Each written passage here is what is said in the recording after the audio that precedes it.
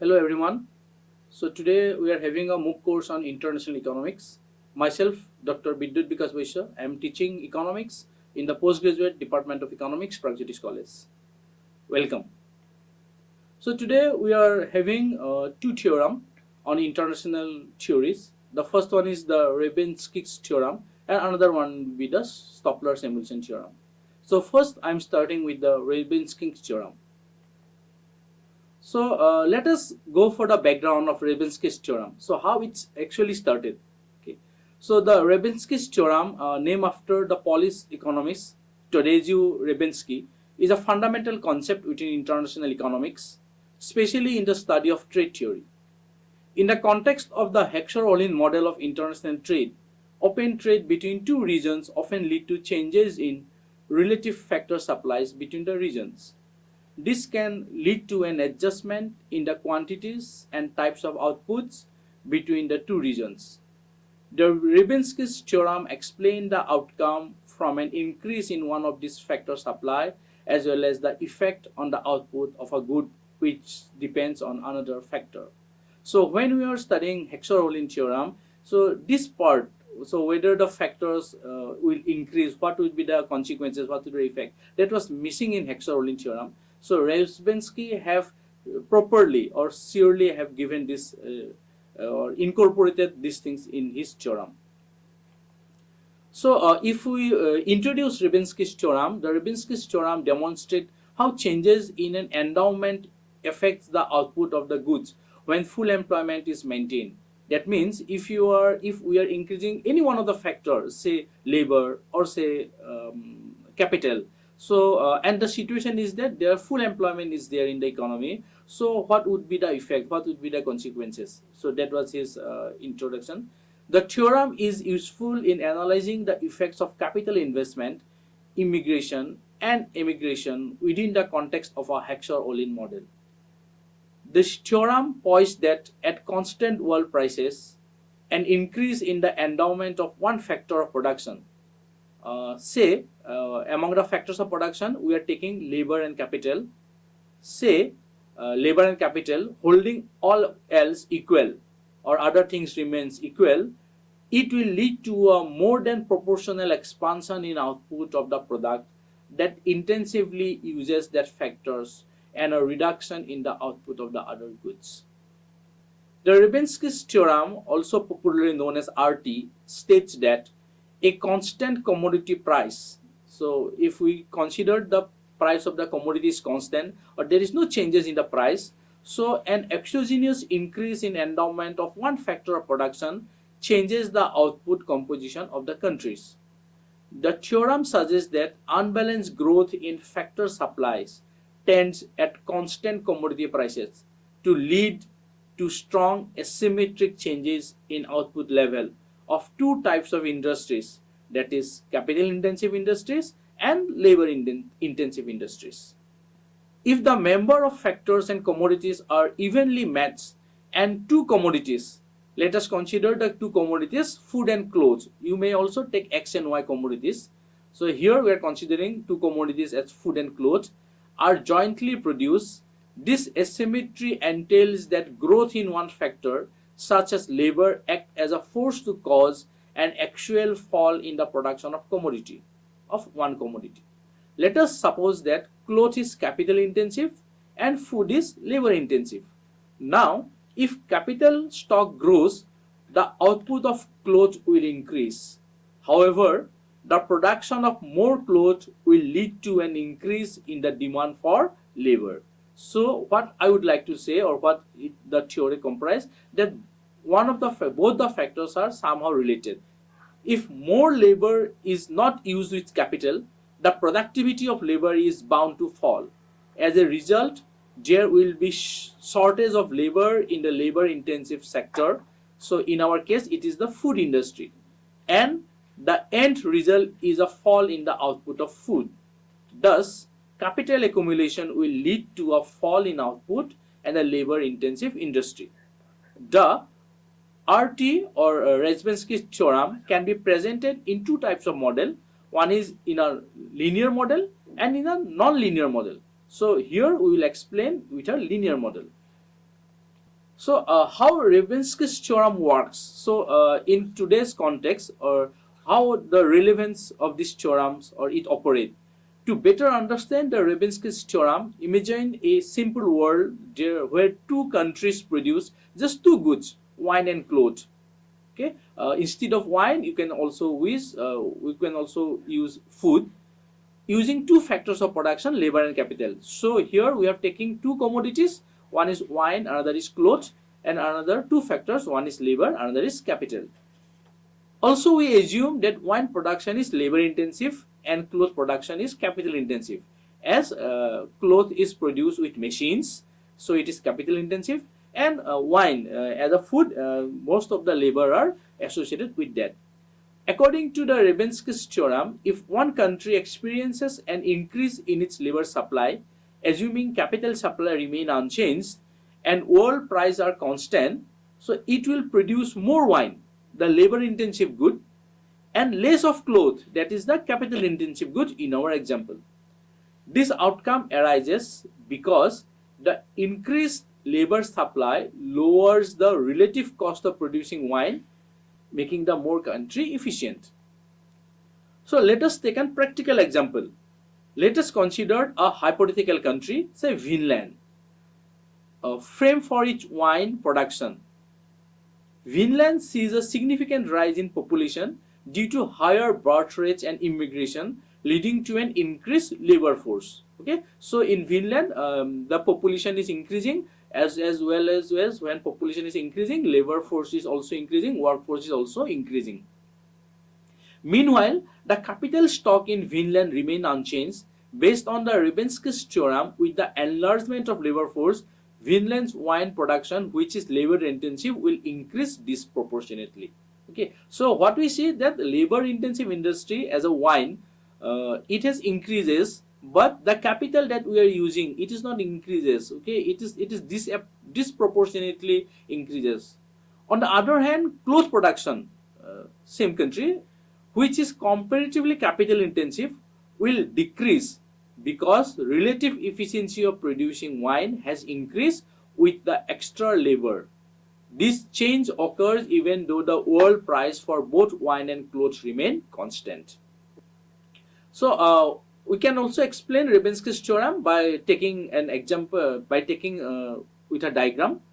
And before explaining with a diagram, we may take some assumptions. So the following are the most notable assumptions. We are not incorporating all the assumptions. So most notable assumptions are, the first one is the economy operates under condition of constant return to scale. The second one is there are only two goods and two factors of production. So as we said, the two goods, wine and clothes, two factors, labor and capital. Technology and preferences are constant. Factors of production are fully employed. So full employment, technology, constant technology, two factors, two goods, and constant return to scale. These are the notable assumptions for explaining Ryczynski's theorem diagrammatically. So here, how we can graphically depict the Ryczynski's theorem. So here, in the y-axis, the vertical axis, we are measuring the steel. Also, instead of steel, we can also write with wine. And here, we in the x-axis, we are measuring the clothes. The above diagram depicts labor constant in red, the steeper lower line. So this is the steeper lower line. This is the steeper lower line. Okay, red line of the steeper line. And capital constant in blue, that is the fatter line. Okay, capital constant is blue. So so this is the blue line. This blue line is capital constant. Okay, and this is the red one is the labor constant. Suppose the production occurs initially on the production possibility frontier at point A. Okay, so this is point A. Initially, this is point A. This production occurs at point A. Now from point A, it's shifted to point B. Okay, and when it's shifted to point B, there is changes. There is changes in cloth. There is changes in this steel also. Next, suppose there is an increase in the labor endowment. This will cause an upward parallel shift in the labor constraint. Okay, so as we have taken, this one is the labor So lever will move upward. Okay, this lever, the red line will move upward. The production possibility frontier, and thus production will shift from point B, from A to point B. Production of clothing in the labor intensive good will rise from C1 to C2. Production of steel, the capital intensive good, will fall from S1 to S2. So what we can see here, our production of cloth will increases from C1 to C2. The point will be moved from A to B, and the capital intensive good, the steel, the production of steel will decrease from S1 to S2. If the endowment of capital rose, the capital constraint would shift out, causing an increase in steel production and a decrease in clothing production. So let us recall that since the labor constraint is steeper than the capital constraint, steel is capital intensive and clothing is labor intensive. This means that in general, increase in a country's endowment of a factor will cause an increase in output of the good that uses that factor intensively and a decrease in output of the other goods.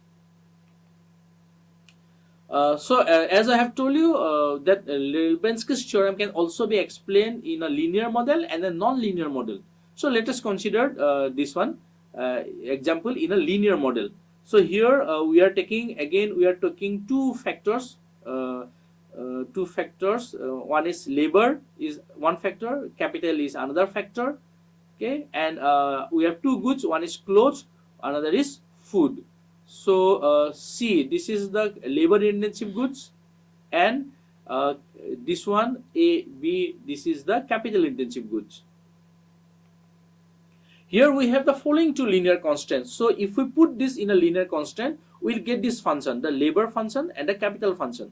So labor function we get A11F plus A12C equal L, and the capital function we will get as A21F plus A22C equal K.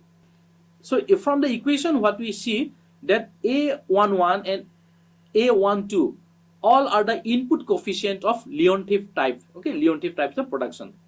Optimum production of the two goods and the maximum income occur at point E. Okay, so let us see this diagram. So this E at point E,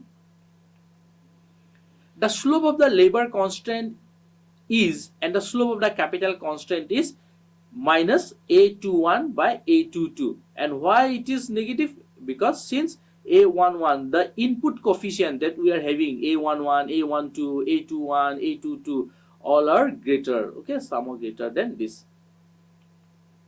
This means that in industry 1, okay, or in any industry, say food is labor intensive, and industry 2, cloth, is capital intensive. If the amount of labor is increased, the labor constraint shift to the right, and a new output mix is produced at point E dash. So if we see this diagram, so here from point E it will move to E dash. Okay, so here we move to E dash. At E dash, output of food, the labor intensive good, is increased, while the output of the capital intensive good, it falls. So again, if we see the diagram, so here the capital intensive good, okay, it increases, and the labor intensive goods, it increases, and the capital intensive goods, it will decrease. Thus, the Ryczynski's theorem simply suggests that if product prices are held constant, an increase in the supply of one factor, say labor, will lead to an increase in output of the labor intensive good and a fall in output of the capital intensive good.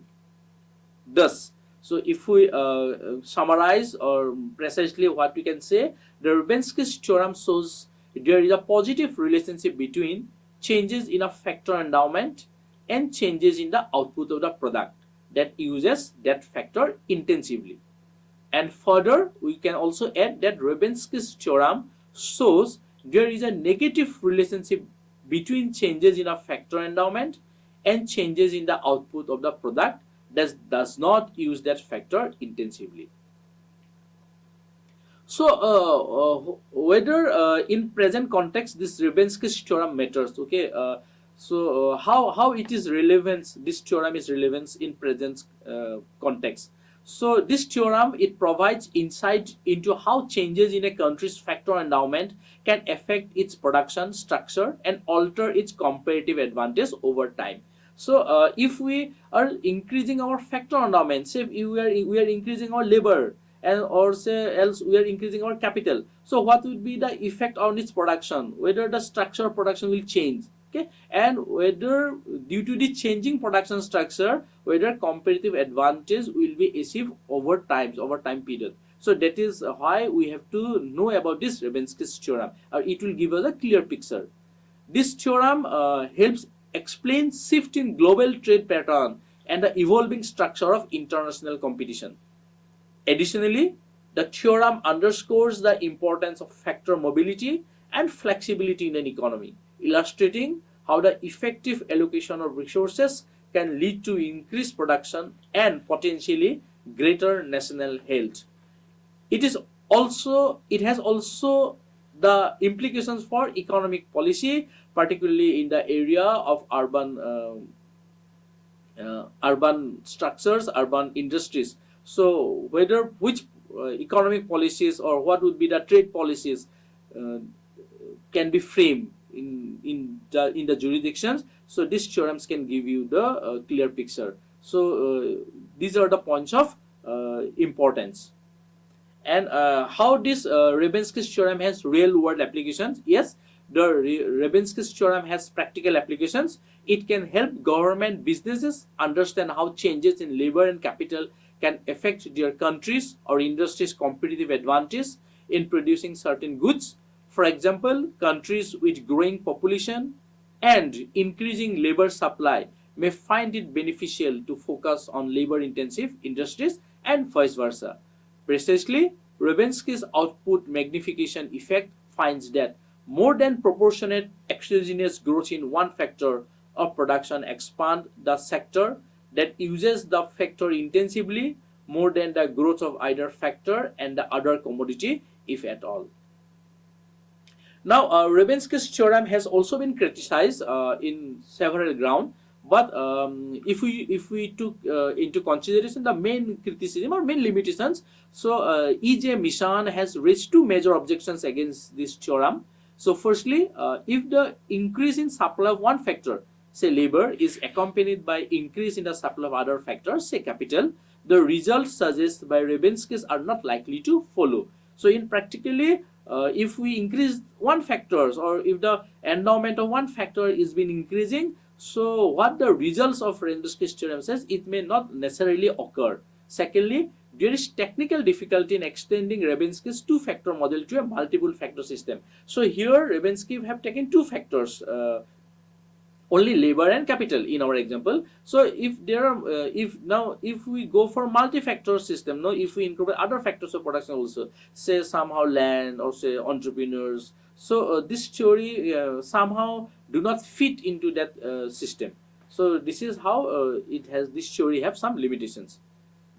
Next we will start with another theorem, that is Stoppler-Samuelson theorem.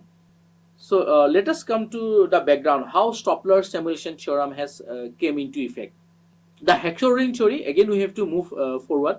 We know that the HO theory or the Hexagon theory determined that the labor abundant country specializes in the export of labor intensive commodity, while the capital abundant country specializes in the export of capital intensive commodity. This is well known to all of us, that Hexagon theory says that okay, those countries which are laborly rich, they will specialize or they will export labor intensive goods, and those countries which are capitally rich or capital intensive, they will export capital intensive goods or capital intensive commodity. We all know these things. But the factor price equalization theory suggests that the trade would lead towards such movement in the factor price that the factor price differential would get reduced and ultimately eliminated. So Hexagon theory, what the statement have given, we have studied. The factor price equalization theory, the statement this theory given, it says that the factor price differential would get reduced and ultimately eliminated. In what way the international trade and relative changes in the factor prices would affect the distribution of income? Okay, now the earlier two theories, the Hexagon theory and the factor price equalization theory, they did not give an view or they did not discuss about these things. what about the factor prices? No, when they are capital intensive, when you are exporting capital intensive goods, or when you are exporting labor intensive goods, okay. So what about the factor prices, okay, or how factor prices would affect the distribution of income? So this part was left by the earlier theories. Now, in this context, in what way the international trade and relative changes in the factor prices would affect the distribution of income was worked out by W.F. Stopler and Paul Samuelson on the basis of the Heckscher-Ohlin theory. So the portion that Heckscher-Ohlin theory has left out, so it was continued, or it was added by Stopler and Samuelson. The theorem developed by this writer stated that commencement of free international trade would benefit the relatively abundant factors and the factor price correlation theorem. So how we can define this Stopler-Samuelson theorem? Okay, the Stopler-Samuelson theorem is an economic theory that addresses the relationship between return to factors of production and trade in an international context. Derived from the Heckscher-Ohlin model, it posits that an increase in the price of a good will lead to an increase in the price of the production of factor that is intensively used in its production, and a decrease in the price of the other factor. Essentially, it suggests that trade liberalization benefits the abundance of factor production in a country. So, the Stopler-Samuelson theorem is talking about the trade liberalization.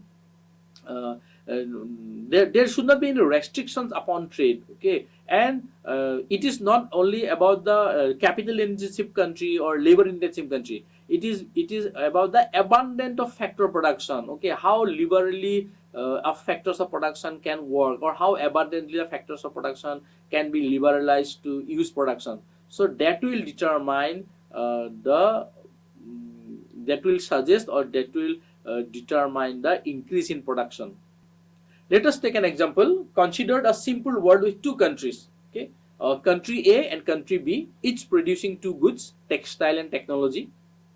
Country A is relatively abundant in skilled labor, making it more efficient at producing technology, while country B is abundant in unskilled labor, leading to an advantage in textile production. So here we are considering two countries, A and B, and two goods. One is textile, another is technology.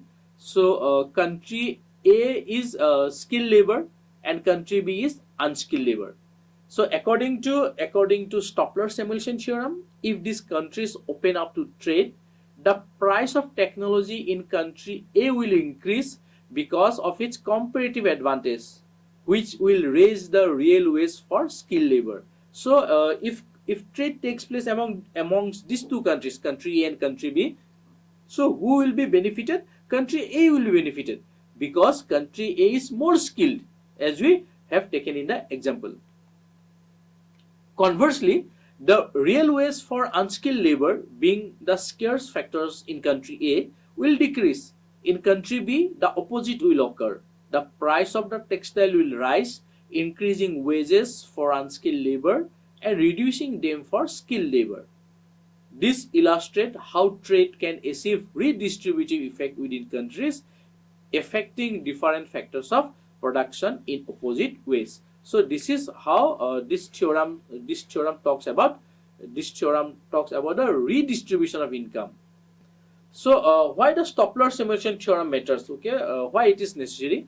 The Stopler-Samuelson theorem matters because it provides insight into the complex dynamics of international trade and its impact on income distribution within countries. It helps explain why there might be opposition or support for trade liberalization in different sectors of the economy based on the composition of the workforce and the nature of the industries predominant in the country.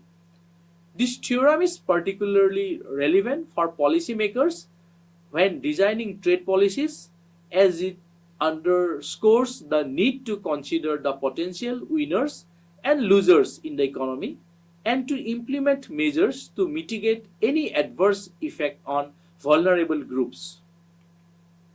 So, further explaining this Stopler-Samuelson model, we will consider some assumptions, and on the basis of these assumptions, the Stoppler simulation model will explain with the help of a diagram.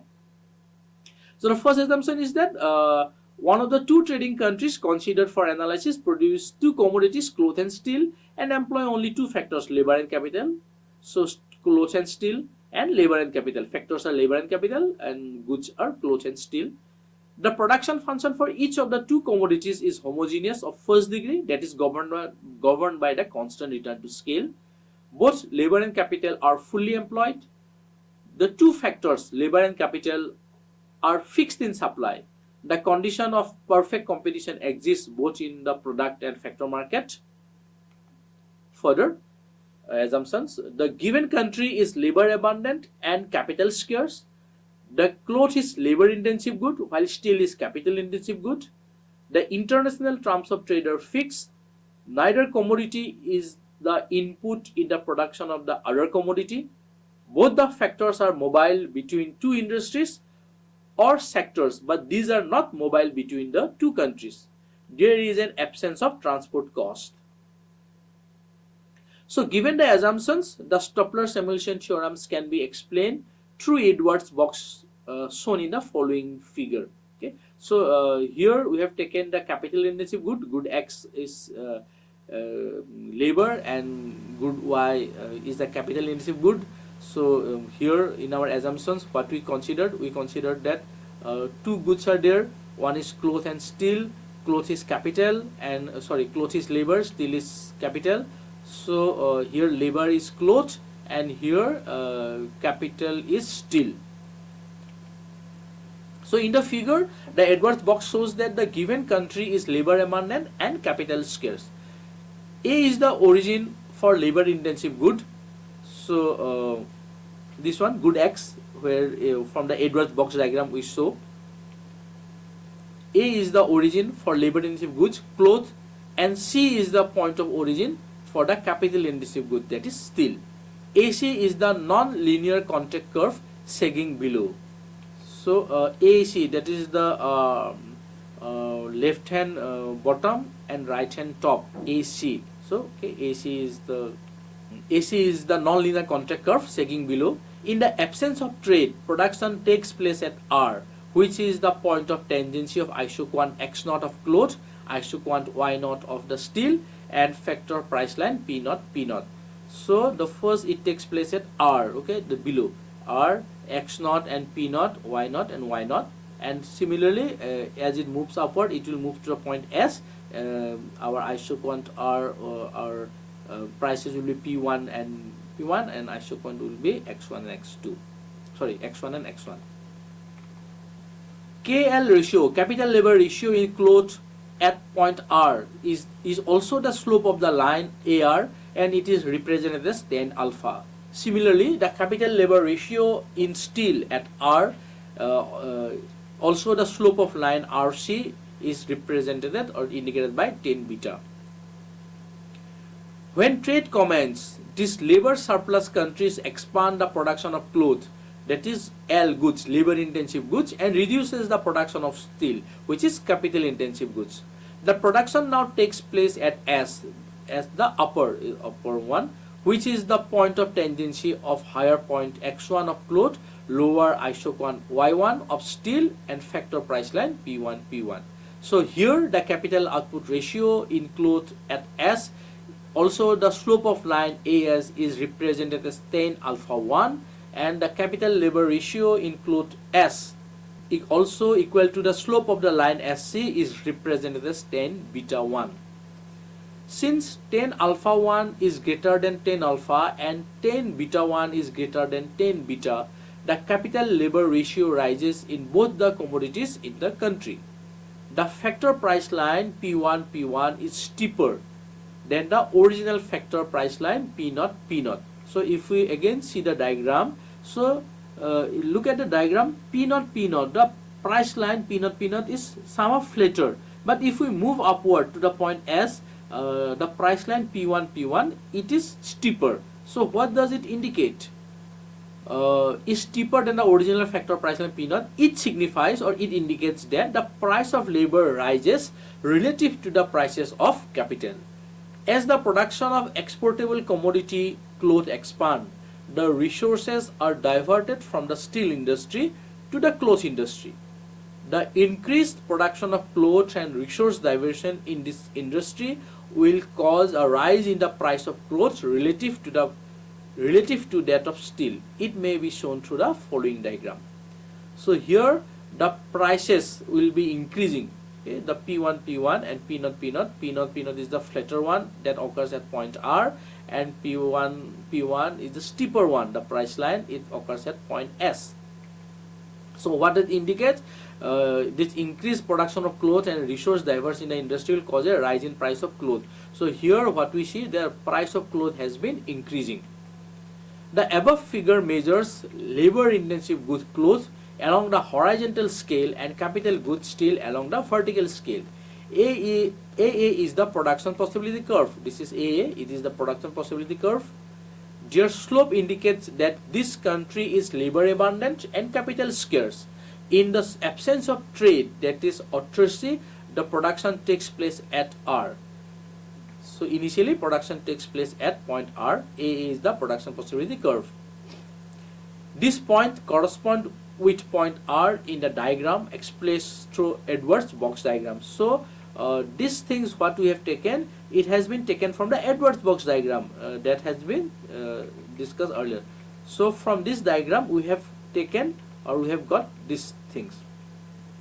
As the production of cloth is expanded after the commencement of trade, production takes place at S. This point corresponds with point S in the Edwards box diagram. The slope of the production possibility curve at S is greater than its slopes at R. This is represented by more steepness of price line P1 P1 than P0 P0. So P1 P1 is more steeper, and then P1 then P0 P0.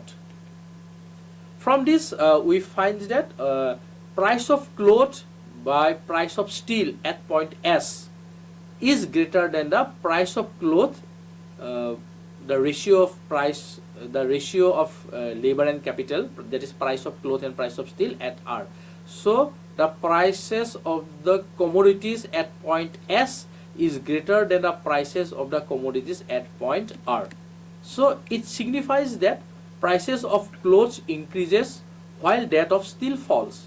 Such relative changes in the prices of two commodities promote greater diversion of resources from steel industry to the cloth industry. The expanding cloth industry wants to employ more workers than are being released by the contracting steel industry. This results in the building up of the price of labor. At the same time, the steel industry realizes capital which the cloth industry can absorb only at the lower price of capital. The increased employment of labor along with the higher price of labor is, we know that is the wage or wage rate, implies that the absolute income share of labor in the national income rise. On the other hand, the reduced employment of capital along with a fall in its price, the price of capital is known as interest, or rate of interest lowers the absolute share of capital. From it follows the conclusion of Samuelson theorem that international trade would benefit the abundant factor and hurt the scarce factors. So what are the implications of this Samuelson theorem? So the important implications can be mentioned below. There is increase in welfare, improvement in income distribution, strategy of export promotion, and adverse effect of tariff and other protective policies. So if we go for increase in welfare, what implication it has been? The Samuelson theorem has been implied in welfare, or increasing in welfare. Trade brings about an increase in welfare of the factor of production that is used intensively in the expanding industry at the expenses of the scarce factor. On the whole, there is a net increase in the welfare of the community. Similarly, if we go to income distribution, since trade raises the share of abundant factor in the gross national product, the distribution of income becomes more equitable.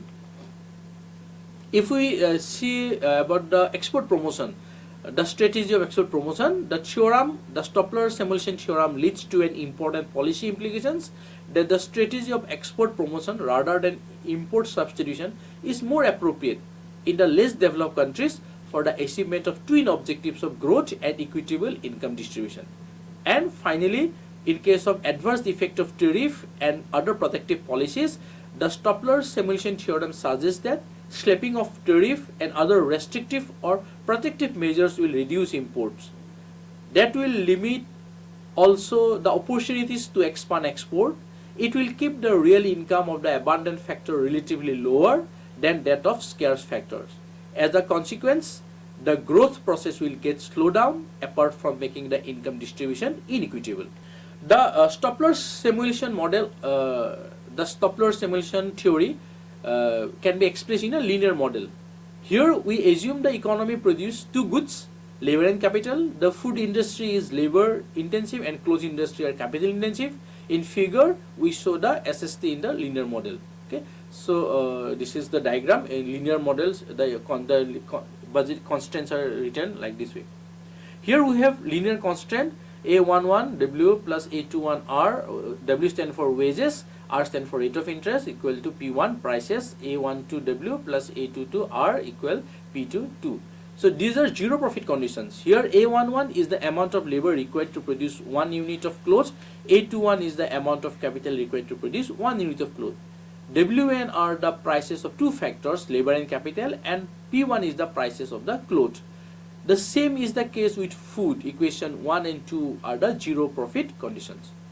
The slope of the lines shown in the figure depends on factor intensities expressed by input coefficient. Coefficients are A11, A21, A12, A22, etc. For clothes, the slope of the zero profit equation is minus A11 by A21. For food, the slope is minus A11 by A22. Here we have assumed that clothes is capital intensive and food is labor intensive. Under these conditions, an increase in P2, the price of clothes, which causes a parallel shift of unit 2, produces a new solution at E dash. This lowers R and raises W. Thus, if the price of, say, the labor intensive good food rises, the price of labor, the wage rate will rise, while price of the other factor capital will fall. In short, if the price of capital intensive clothes rises, then the price of capital increase while the price of labor falls. Likewise, if the price of labor intensive good, that is food, rises, the price of capital falls while the price of labor increases. The Stopler-Samuelson theorem states that if, say, the price of capital intensive good rises, R will not only rise but will rise in greater proportion to the output price increases. The price of the other factor falls but not necessarily in greater proportion to the rise in output price. So this Stopler-Samuelson theorem has also have some limitations, and the theorem has been criticized on this ground. The Stopler-Samuelson came to be criticized, modified and elaborated by writers like Clevin Lanster, Lloyd Matthews and Jagdish Bhagwati. Matthews dropped the assumption of fixed terms of trade and argued that the imposition of tariff given an elastic offer curve of foreign country will cause improvement in the terms of trade of tariff imposing country through an increase in internal price of country's export and a fall in the internal price of country's import. Moreover, in such a situation, the production of import substitutes will decline and the income will get distributed in favor of the factor used relatively intensively in the production of exportable commodities. Calvin Lanster did not accept the view that protection would result in an inequitable distribution of income. Further, Jagdish Bhagwati did not accept the universal validity of this theorem. Jagdish Bhagwati discussed further the possible alternative effects of protection upon the income of more intensively employed factor. In Bhagwati's word, protection or prohibitive or otherwise will raise, reduce or leave unchanged the real wage of the factor intensity employed in the production of good according to the protection raise, lower or leaves unchanged the relative price of that good. So this is how we can conclude both the theorem. Thank you.